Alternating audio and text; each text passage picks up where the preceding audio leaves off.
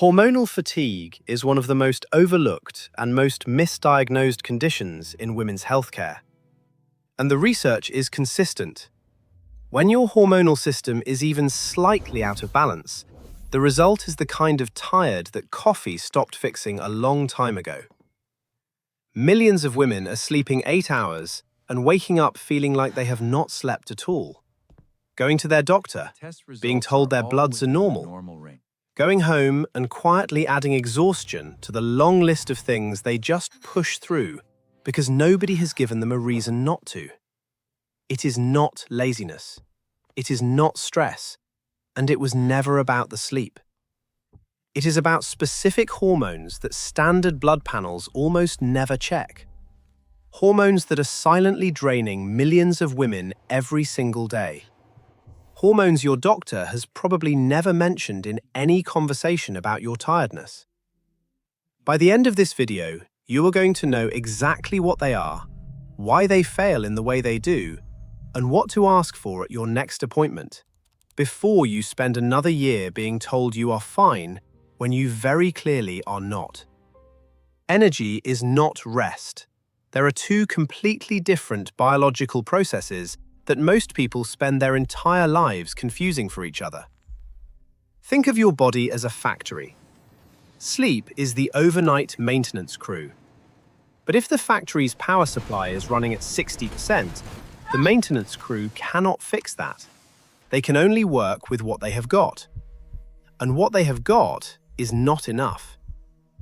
3 hormones run that power supply, and the odds are that nobody has checked all 3 together, because that would require being thorough, and thorough takes time. Your thyroid is the factory's master dial, the dial that controls how fast every single process in your body runs. Metabolism, energy production, brain speed, gut function, everything. When that dial turns down even slightly, every process slows. Not enough to trigger an obvious alarm, just enough to make you feel like you are running through water while everyone around you moves at normal speed and somehow has energy to be enthusiastic about things. The standard thyroid test measures the signal being sent to your thyroid, not what it is actually producing in response.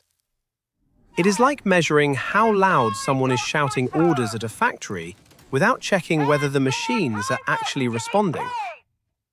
To see what your thyroid is actually doing, you need free T3 and free T4. Most standard panels do not include them. Most women never know to ask. Ferritin is stored iron, and iron is not just about anemia. Without adequate ferritin, your power plants cannot complete the energy cycle. The result is a heaviness that follows you everywhere. A brain thinking through fog so thick you forget what you were saying mid-sentence and stare into the middle distance hoping nobody noticed. Your ferritin can be critically depleted while your standard hemoglobin looks completely normal. You go to the doctor. They run bloods. Everything is fine, apparently. You go home still exhausted, wondering if this is just what being an adult feels like now. It is not. Your ferritin was never checked.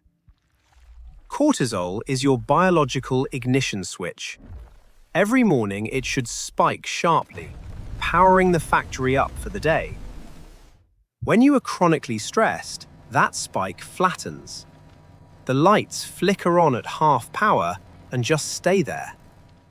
But while your morning cortisol drops, your evening levels stay elevated.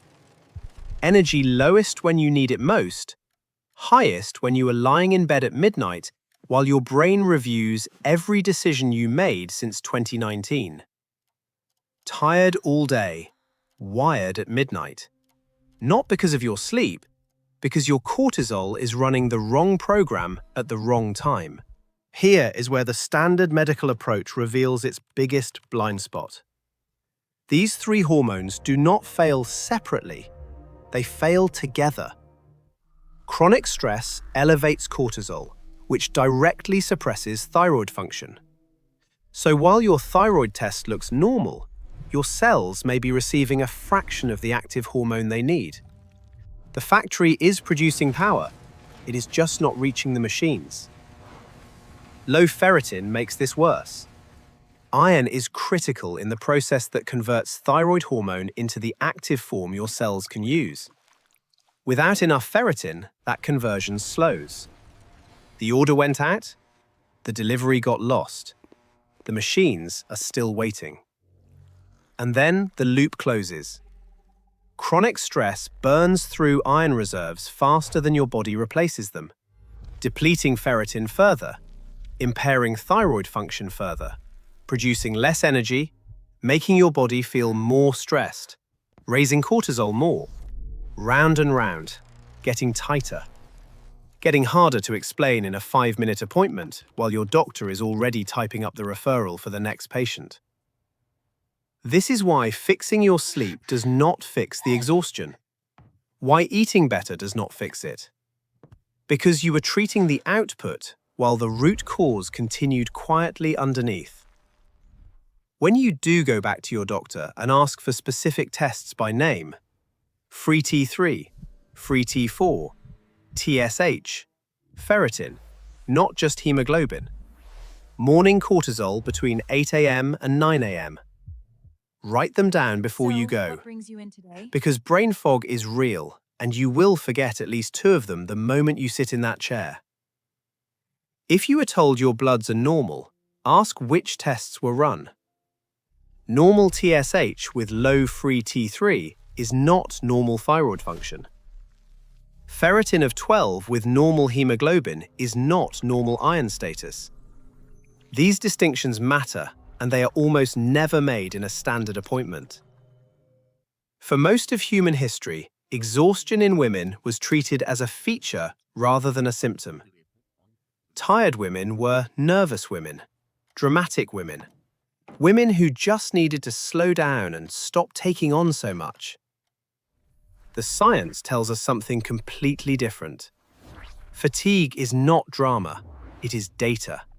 Specific, measurable, testable data that your body has been trying to give you for longer than you realize. Your exhaustion is not weakness, it is information. And the difference between a woman who spends a decade being told she is fine and a woman who finally gets answers is often simply knowing which questions to ask. You know the questions now.